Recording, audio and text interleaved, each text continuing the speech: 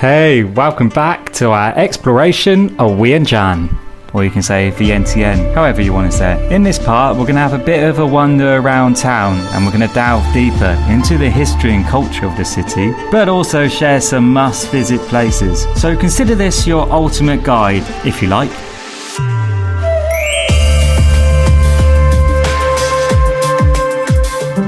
Phra That Luang, also known as the Great Stupa. This golden stupa is considered the most important monument in Laos. Originally built in the 3rd century, it has undergone several reconstructions, with the most recent reconstruction in the 1930s. This stupa is said to conceal a sacred relic of Buddha. It is believed to be the breastbone of Buddha, making it a revered site for Buddhists, and has become a must-see landmark in Laos.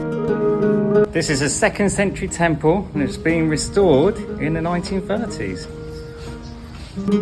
In fact, it has its very own festival, That Luang Festival, which is held here for 3 days during the full moon of the 12th lunar month, November.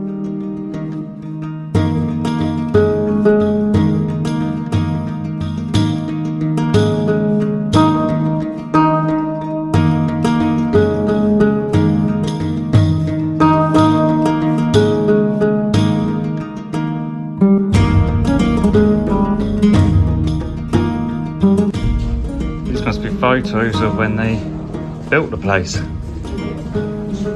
Had a construction over time.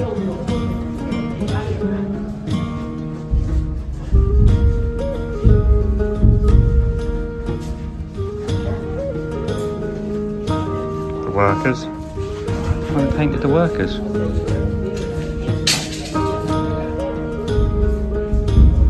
They've restored it, see? They got this laterite stone too. Must have been used to build the original.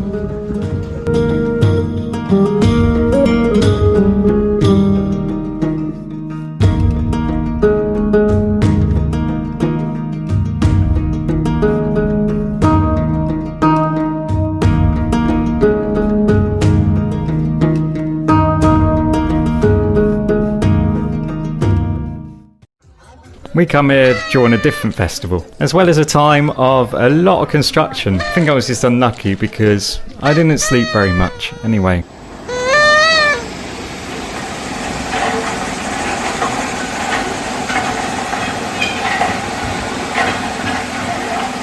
Yeah, definitely didn't time that well, did I?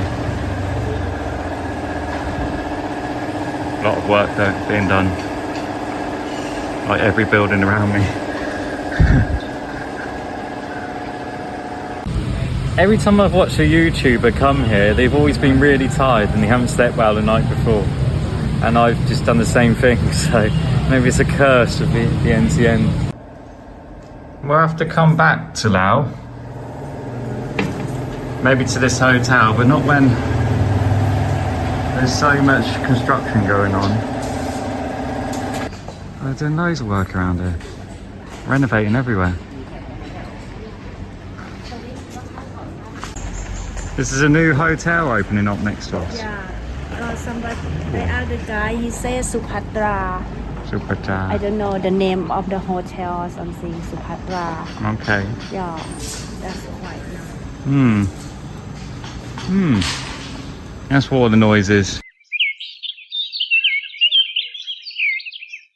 It's our last day in the capital, and the plan for today, I believe, is just we're going to walk around the place and get a feel for the city when they haven't got any big festival on. Just see it naturally, I suppose. Get a feel for the place. Yeah. Maybe stop at a cafe. Yeah, it's going to be a nice, relaxing day. A needed one. Yeah, we have to go to the area name. They call Nam Phu. Nam Phu is the water dancing the. Like icon Siam, you know how to say? Oh, like a water feature. Yeah. Okay. Yeah. Maybe around there. Yeah. Okay. Near the river. Okay. Like a water show. That's what I'm on about. So we've got to watch the road. They're cleaning up. Cleaning up from the festival. That's why there's a lot of rubbish. It's probably not normally this bad. But they are cleaning up, and they bagged it all up, or bagging it up. Yeah, mayhem. This was a really busy market we walked through before. Really busy market. Not so busy anymore. Just over here will be the river then. Yes. That's where we did Loy Krathong before. Pretty muddy now, as you can imagine, so many people.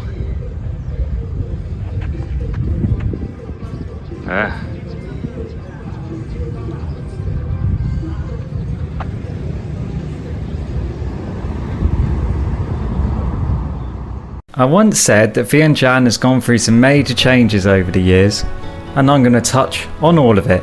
But it does mean I'm going to do quite a blitz history throughout this episode, so try and keep up.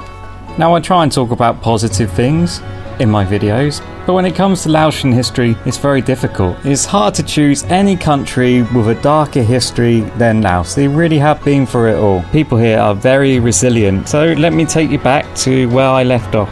Laos was a vassal state of Siam. After 50 years, there was a king in Laos called King Anouvong who fought for independence. This created heroes on both sides of the conflict, and it's a very interesting story, but I don't want to go into it too much because it is extremely brutal, and I don't really want this to turn into like an episode of Game of Thrones. Let's just say he didn't succeed. You see, he miscalculated. He saw that the tides of power were changing in Southeast Asia, and he figured Britain was on the borders with loads of weapons to invade Siam.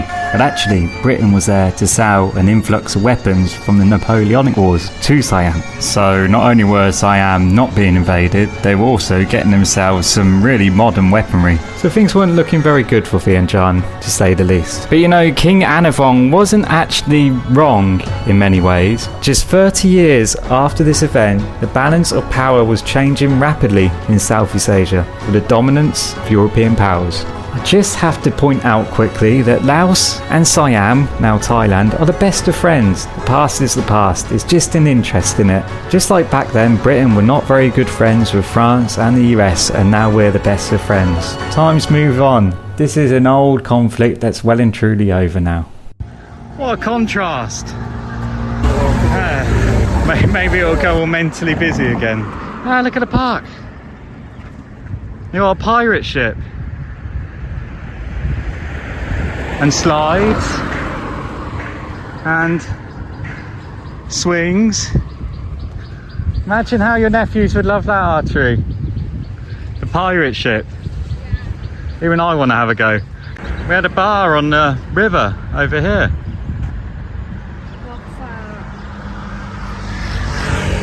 Just on the river. I bet that's busy and noisy though. What is it? F liberal. Do you see what they sell? No. No idea.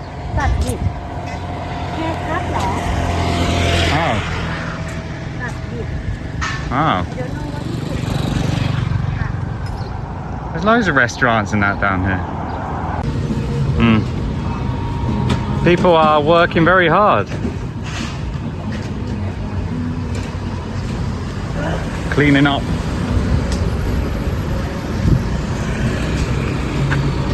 You got that? Wow, beautiful.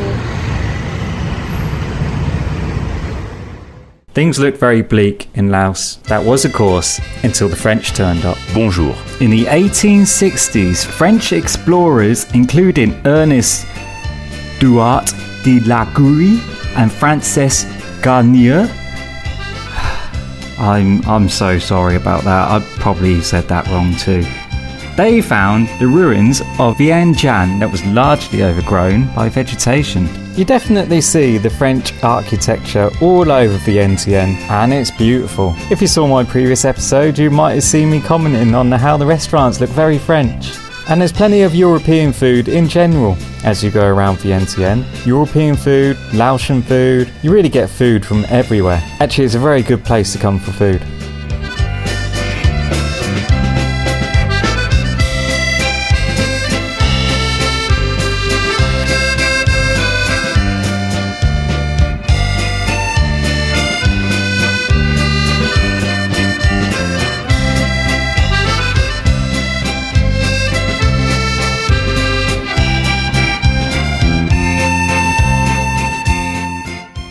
Nice looking place down the soy.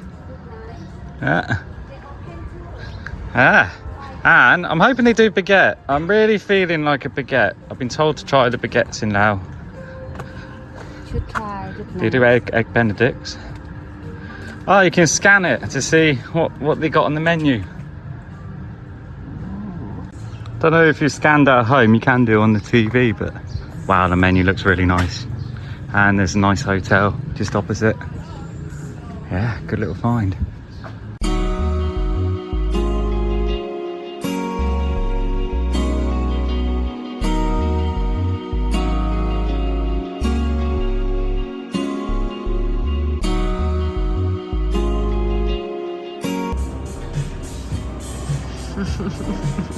Spicy. Because this is a spicy tomato, that's why.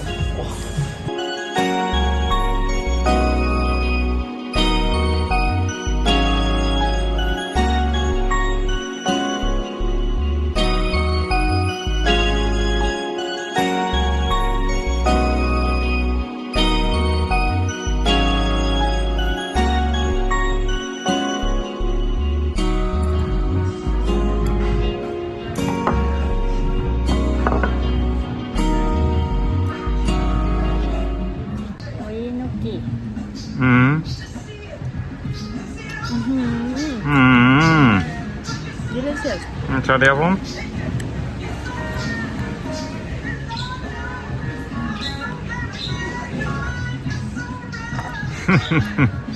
We'll have to do banoffee after.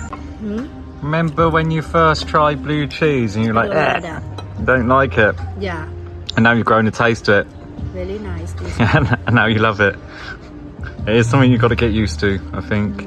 Blue cheese. It's a bit of a distinct taste. This is the way that you cook. The way you cook it. You use it.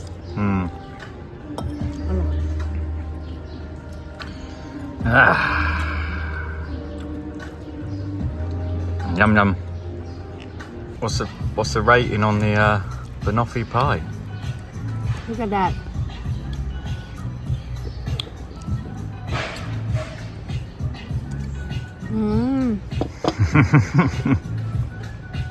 Good?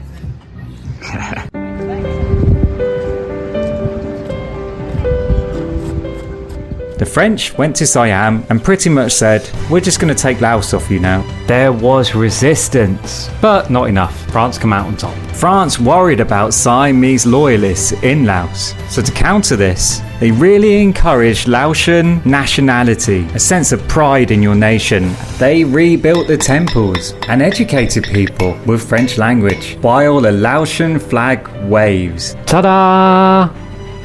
Okay, it's changed. Although not everyone was happy for the most part in Laos, they thought very favourably upon the French, because the French helped rebuild the country. They also changed the name from Lan Sang to Laos, because Laotians were the biggest ethnic group in the country, although there are actually several ethnic groups in Laos. And nowadays, people have a mixed view, because some people see it as a positive era, and some people see it as another version of exploitation. Plus, it did lead to a very bloody war for independence in the end. As I kept banging on about in my last video, the rebuilding of Vientiane, along with the French architecture, just makes the city look absolutely gorgeous. But pushing for this sense of national identity did really backfire on the French in the end. Sacre bleu. This building over here is modelled off the building in France called Arc de Triomphe. de Triomphe. And in Laos, Thai, they call it Phra That Chai. Phra That Chai. Phra is gate. Thank you, Chai guys. is like a You're welcome. Was it gate and... gate of like a wind and like a warning something. Phra That Chai. And this was built to celebrate independence from France. Quite right too. Yeah, don't Vive blame la them. différence. Vive la resistance! Yes, the sense of national identity was once again alive, and when the Nazis conquered France in 1940, well, something big happened in the place they've dubbed French Indochina. Countries like Laos, Vietnam and Cambodia, they were breaking away from French colonialism, at least up until when the Japanese appeared.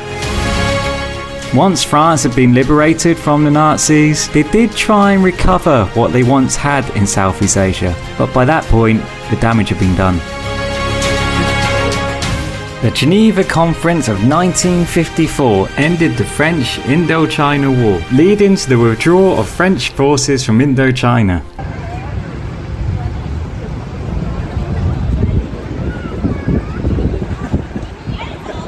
It's not completely French. Definitely got Lao written all over this. So, you know, they've kind of gone for the combination.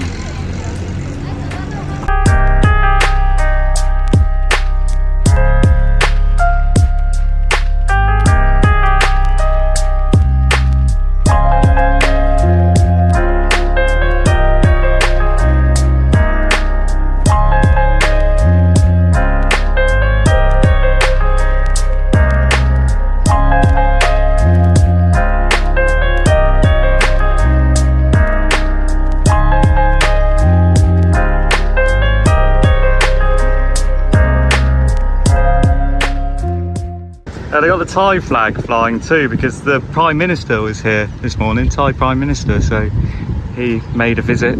And my friend come here in the morning, there was security everywhere, and that's why.